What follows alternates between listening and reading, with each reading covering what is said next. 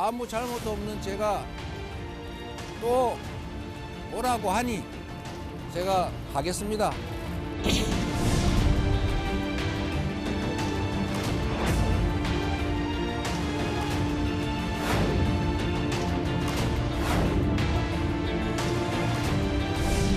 검찰이 통상의 지역 토착비리 범죄 수사 절차에 따라서 공정하게 수사하고 있다고 생각합니다.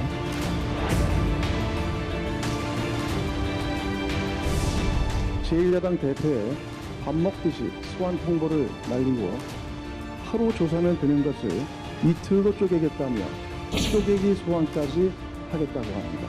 반복 소환, 막장 수사를 벌이고 있습니다.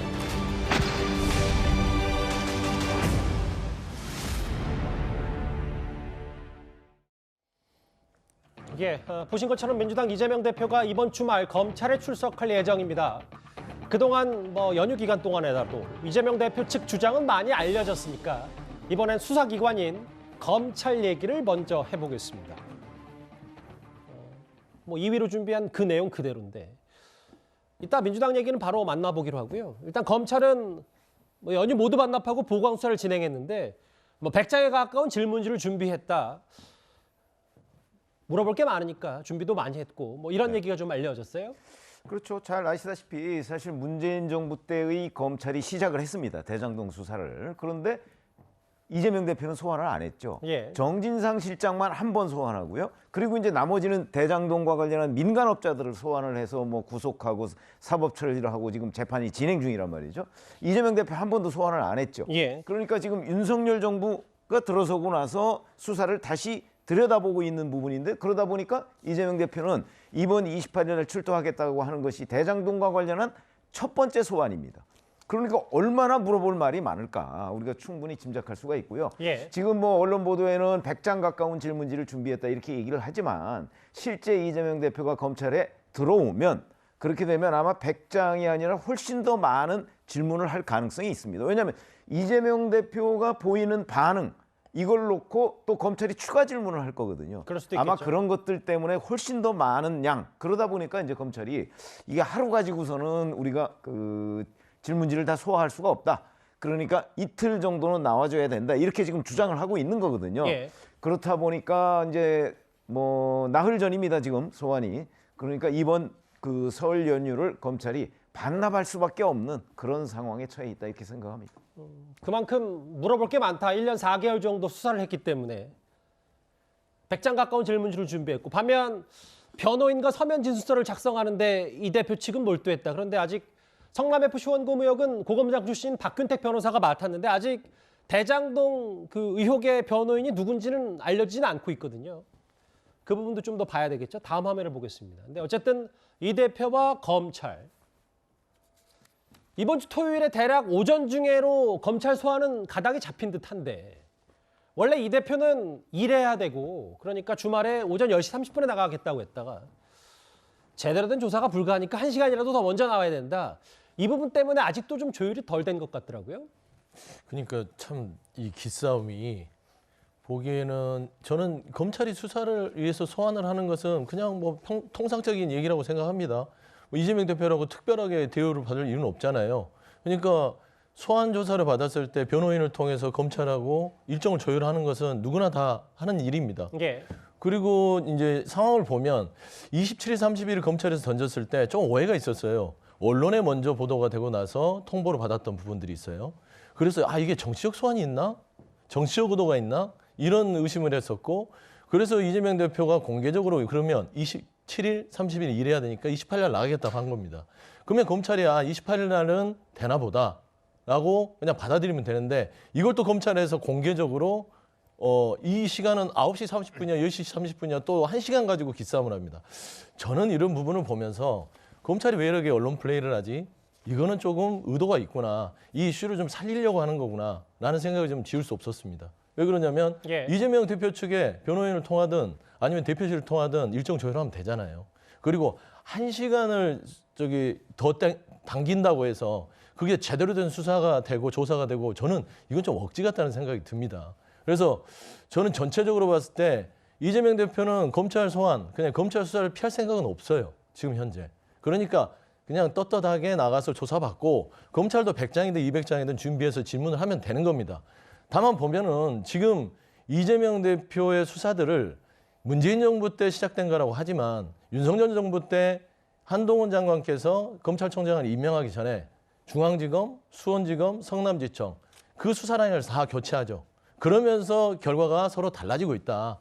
이런 부분에서는 어떤 정치적 의도가 또 있지 않냐라는 또 석연치 않은 부분도 있어요. 그래서 알겠습니다. 이런 예. 부분에 있어서 저는 좀 검찰이 더 이상 언론 플레이라든지 외부적으로 하지 말고 통상적인 절차에 따라서 변호인에게 어떤 일정을 통보하고 소환을 통보하고 좀 이렇게 좀 정상적인 절차, 그다음에 재판까지 가는 데 있어서 억지를 그만 썼으면 좋겠다라는 좀 말씀드립니다. 서 대변인 말씀 중에 검찰의 주장을 인용해서 팩트 하나만 바로 잡자면 검찰 얘기는 대장동 의혹 변호사가 누군지 안 정해져서 대장 성남FC 후원금역인 박군택 변호사한테 소환 날짜를 정한 거기 때문에 그거를 이 대표 언제 오라 마라라는 언론 플레이로 볼 수 없다. 검찰이 이렇게 얘기했거든요. 그러니까 제가 그거는 일단 검찰의 주장도 그러니까 그 부분은 뭐 그 정도로 뭐 일반인을 가능하시죠. 비교하느라고 변호사 예. 얘기를 한 것이고 예. 민주당 야당 당대표니까 대표실을 통해서 예. 일정 조율하면 되는 겁니다. 예. 근데 굳이 그거를 언론에 공개하고 기싸움을 하는 게 예. 좀 석연치 않다. 그 얘기를 하는 것이죠. 굳이 뭐 제 반박하자면 지난번에 성남의 후원금역 때 뭐 팩스 한 장만 띡 보내냐라고 해서 그 절차 갖고도 논란이 있었기 때문에 검찰 생각은 아예 그냥 변호인 통해서 넘긴 것 같은데 일단 뭐 그 정도로는 정리가 될 것 같아요. 예.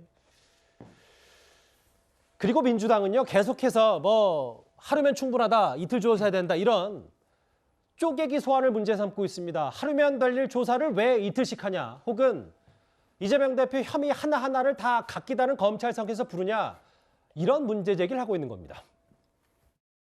그 사건들이 그렇게 여러 곳으로 나누어져서 수사하게 된 것은 지난 정부에서 결정된 것이고, 변호사비 대납 사건의 경우는 저희가 금요일 날 접수받아서 이제 화요일 날 하고 어제 수원지검으로 이송되었습니다. 관할이 수원 관할이기 때문에 수원으로 보냈습니다.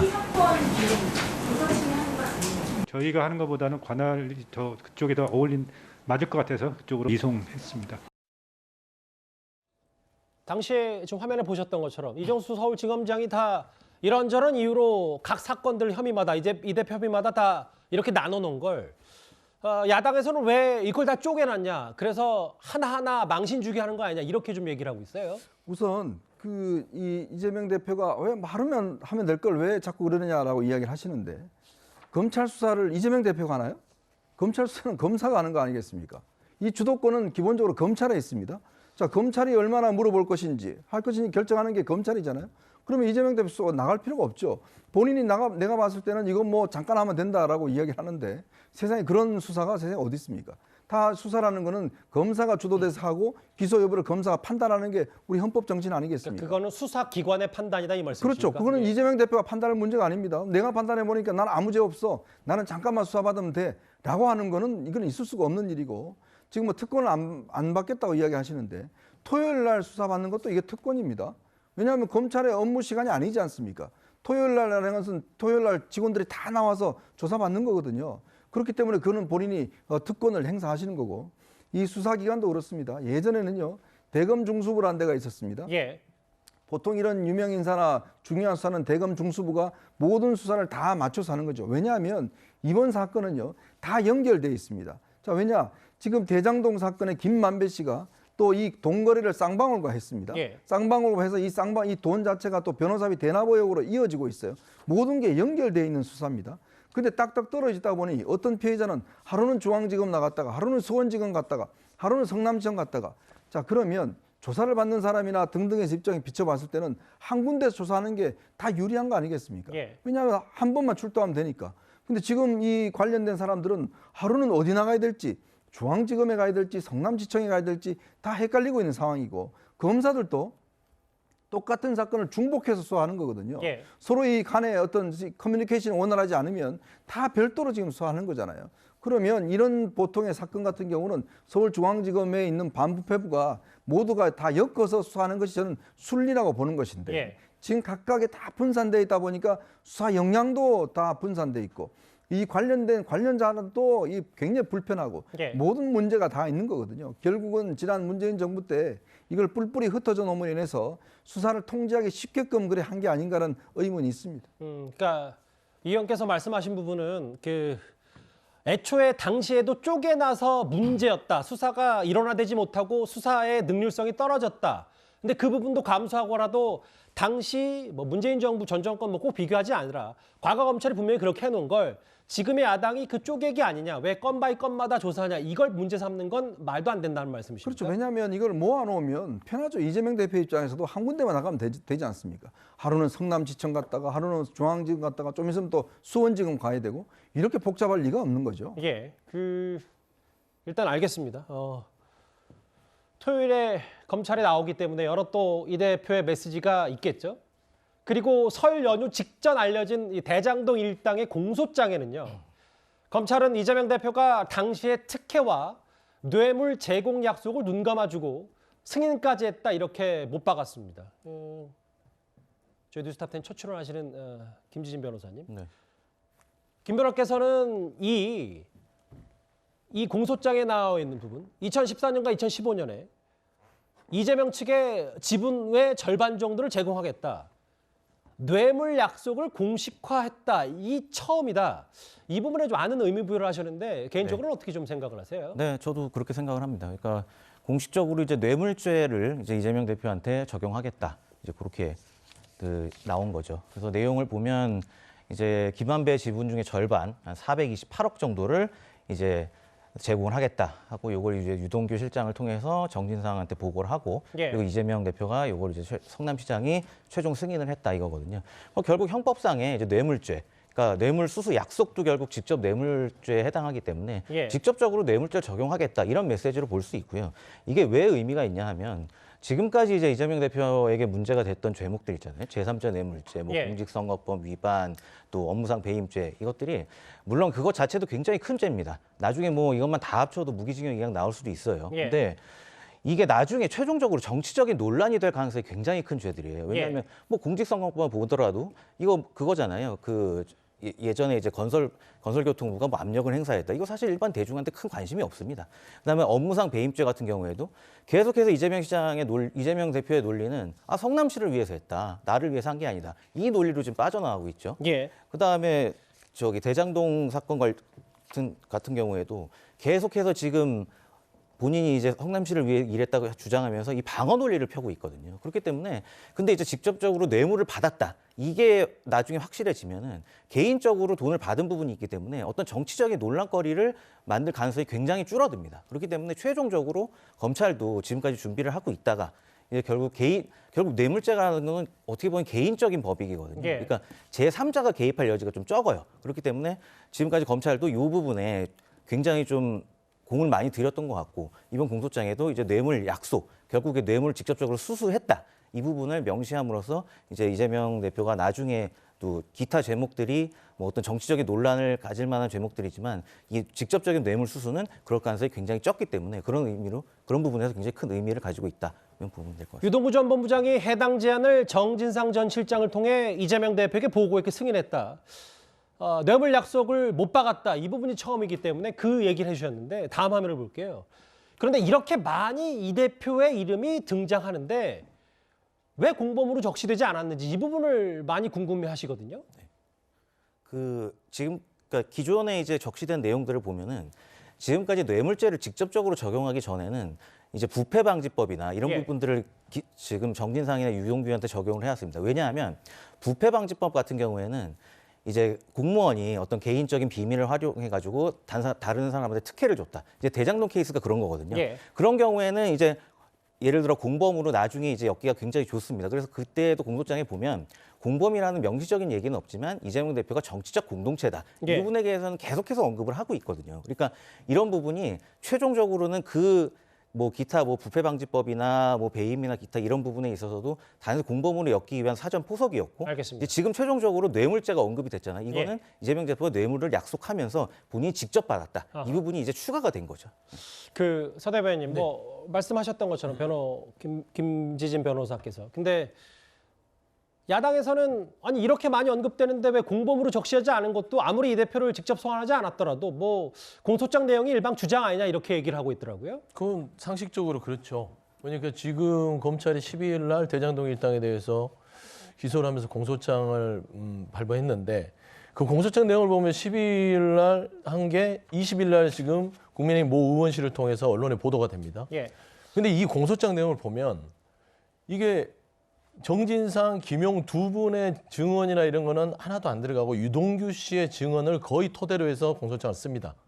김만배 씨도 지금 본인이 428억을 그 유동규 씨한테 뭐 줬다는 그런 얘기를 인정하지 않고 있어요. 오롯이 이 공소장 자체가 유동규의 증언으로만 구성된 것이다. 그런데 왜 검찰이 여기에다가 140회를 이재명 대표를 넣으면서 공범 적시를 못했을까요? 물증이 없는 겁니다. 증언만 있고요. 예. 그건 재판에서 가려질 수도 있겠지만 그 정도의 확신이 있다면 146회를 언급을 했다고 하면 공범 적시를 해야죠.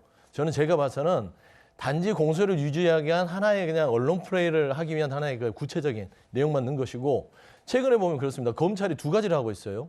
재판부에 대해서 선입견을 주려고 하는 공소장 상세 내용 적시. 그다음에 검찰이 이 공소장을 뭐 국민의힘 모 의원을 통해서 하면서 국민들에게 선입견을 주려는 그런 행위들을 충분히 의심해 볼 수 있습니다. 최근 보면 재판부에서 그랬습니다. 변호인 측에서 이 공소장에 대해서 이게 좀 공소장이 일본주의를 위반한 거 아니냐. 그러니까 너무 재판부에게 선입견을 줄 수 있을 만큼 너무 상세히 예. 기술이 예. 됐다 했을 때 재판부가 인정했어요. 간소하게 정리해라. 예. 그런데 이런 부분들을 봤을 때는 검찰은 그냥 이재명 대표를 빨리 기소하고 공범으로 가고 싶은데 증거가 확실히 다 있지는 않다.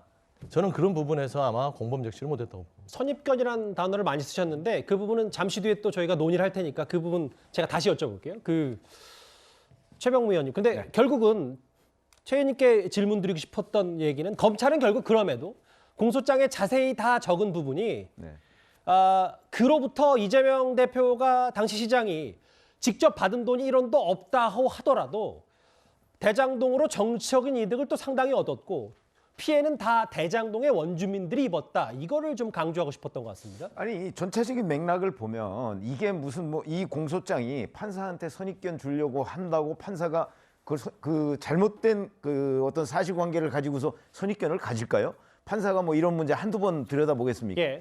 제가 보기에는 그거는 정파적 주장으로 보이고요. 사실은 이 문제가 뭐냐면 이재명 성남시장이 성남시장을 그 당선이 되면서 그 제1공단의 공원화를 자기 공약으로 내세워요. 예. 근데 제1공단의 공원화는 수천억이 들어가는 그 부분이에요. 2천억 이상이 거기에 투입이 돼야 돼요. 성남시가 어떻게 2천억 이상을 어디에서 빼서 제1공단을 공원화를 하겠습니까? 그러다 보니까 제1공단과 그 공원화와 이 대장동 사업을 한 묶음으로 엮어요. 그래서 대장동에 있는 돈을 거기서 수익을 가지고 제1공원화라는 본인의 정치적 목적, 그러니까 그 본인이 공약을 실현하는 거죠. 그거를 충당을 해요. 그러다 보니까 대장동 일당한테 이 제1공단 공원화 비용을 훨씬 더 많이 그 수익을 취할 수 있도록 해줄 수밖에 없는 거죠. 이 여파가 어디에 있냐면 그러다 보니까 이제 결국 대장동 그 땅을 수용을 해야 될 거 아니겠습니까? 수용을 하려면 원래 서판교 터널이라는 게 있어요. 예. 이 서판교 터널을 이거는 그 서판교 터널을 만들므로써 대장동에 훨씬 그 아파트 입지 조건이 좋아져요. 근데 이게 그 대장동 일당한테 이 대장동 사업을 인허가 한 뒤에 발표를 해요. 그 얘기는 무슨 얘기냐면 수용을 할 때 주민들한테 싸게 수용을 한 거예요. 서판교 터널을 나중에 발표함으로써. 그러니까 주민들로서는 서판교 터널이 이미 발표가 된 다음에 만약에 예. 수용을 당했으면 훨씬 더 평당 단가가 그 비싸게 받을 수 있었을 텐데 그게 아니었단 말이죠. 근데 그 근본적인 원인은 이재명 당시 성남시장이 본인의 공약을 실천하기 위해서 알겠습니다. 주민들로부터 어찌 보면 싸게 수용할 수 있도록 이 구조를 설계를 해놓은 데에 원인이 있다. 이런 얘기입니다. 결국은 이런 대장동 의혹, 특혜개발 사업이 대장동의 원주민들에게만 고스란히 손해로 미쳤다. 이 검찰의 시각은 이런 바탕이 있는 듯 같습니다. 설 연휴 기간에 이런 공소장 내용을 두고 사실은 언론에 흘렸냐 아니다 공방이 있었죠. 잠깐 화면 보고 오겠습니다. 설 연휴가 시작되는 날 검찰이 대장동 일당에 대한 공소장을 언론에 흘려 허위 사실을 대대적으로 보도하도록 했습니다. 차라리 이 대표가 외계인이라고 주장하십시오. 그것이 더 그럴싸할 것입니다. 설 민심의 밥상에 괴소문을 뿌려 이재명 대표를 유린하려는 검찰의 정략적 의도가 노골적입니다. 과거 독재 정권이나 쓸 법한 정치 공작의 수법입니다. 바로 당시에도 지난주 토요일이었죠. 법무부가 반박을 했어요. 국회 법사위원들이 공소장을 요구해서 통상 절차대로 국회에 넘긴 건데 이걸 뭐 외계에 운운하는 건 말도 안 되지 않느냐라는 게 법무부 얘기인 것 같거든요. 그러니까 이게 이런 원칙을 만든 게 누굽니까? 조국 추미애 장관이 이거 원칙 만들었잖아요. 예전에는 기소가 되면 공소장이 기자들한테 이제 공개가 되고 그걸 토대로 해서 이제 뭐 씁니다. 왜냐하면 어차피 이 공소장은 재판에 가서 이제 그 검사가 이제 낭독을 하지 않습니까? 근데 추미애 장관 시절에 이거를 직접 이 공개 못하게 했습니다. 공개 못하게 하고 나중에 법정에 가서 그때 이제 공개할 때 볼 수 있도록 하고 그러면서 이제 국회의원들이 이거를 요구를 할게 한 일주일 뒤에 국회의원들한테 가서 국회의원들이 이걸 이제 공개할 때 공개할 수 있도록 한 거예요. 예. 그리고 또 이거를 법무부가 줄 때 그걸 또 요약할 수 있도록 만들어 놨습니다. 그러니까 제대로 된 내용 자체를 공개할 수 없도록 만들어 놨어요. 그러니까 어차피 이 법원에 가면 다 공개될 것들을 왜 당시에 추미애 장관이 이거를 공개를 못 하겠겠습니까? 결국은 이 내용 자체를 당시에 조국 전 장관 사태라든지 뭐 등등 여러 가지가 있다 보니까 이거를 국민들한테 바로 공개하기가 어려우니까 그걸 좀 더 늦춰보겠다는 걸로 한 거잖아요. 그 원칙에 따라서 한 겁니다.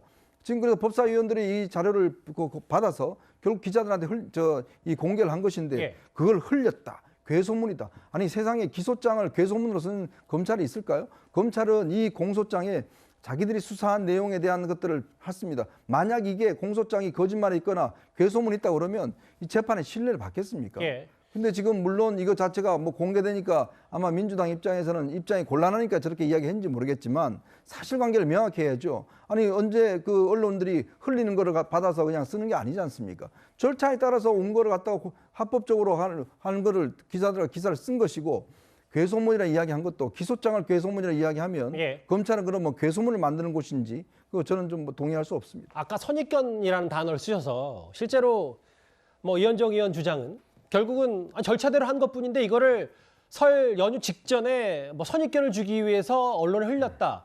절차대로 한 거다. 절차대로 했다면 어떻게 선입견이 되는지 뭐 이 부분 때문일 거예요. 좀 그런 오해가 충분하다는 것이죠. 그러니까 이제 그 좀 팩트 체크를 하면 문재인 정부 때는 이 검찰의 공소장을요. 피의사실 공포 같은 부분을 좀 최소화하고 이거를 일회 공판 시 그러니까 일회 공판 길 후에 공소장을 국회에 제출하는 그런 내부 지침을 문재인 정부 때는 만들었습니다. 말씀한 대로 재판이 시작되고 나서. 그런데 한동훈 장관이 들어서고 나서 내부 지침을 바꿔서요. 한동훈 장관이 공소 제기일로부터 7일 후로 공개하는 걸로 한동훈 장관이 바꿉니다. 이번 정부 들어서. 이게 그대로 말하자면 지침에 따라서 가는 겁니다. 그러니까 한동훈 장관께서 일주일 만에 공소장을 국회의원이든 어디든 공개할 수 있게끔 셀프로 바꾸신 거예요. 예. 그러니까 저는 굳이 그렇게까지 음모론을 얘기하고 싶지는 않습니다. 뭐 이런 거를 염두에 두고 그렇게 바꾸지는 않았을 거라고 보는데 다만 12일 날 나왔던 공소장이 20일 날 그것도 언론 발의 의원실 취재가 국민의힘 의원실이 발의입니다. 그러면 결국에는 이것도 솔직히 말하면 합리적 의심할 수 있지 않겠냐. 그런 의미에서 야당은 이건 뭔가 언론 플레이를 하기 위해서 설 전에 푼 거 아니냐라는 주장을 할 수 있다고 저는 봅니다. 그러니까 물론 그 취지는 저도 뭐 일견 공감할 수 있다고 하더라도 추미애 장관 당시 법무부가 이 피의사실 공표, 공소장 공개를 막았던 건 문재인 정부를 겨눴던 뭐 울산시장 선거계 의혹이라든가 이런 게 또 언론에 유출이 되면 언론에 나가면 문재인 정부에게 뼈아파지는 거기 때문에 당시에도 정치적 논란이 있었었거든요. 그것만 제가 좀 덧붙이고 말씀을 드리겠습니다.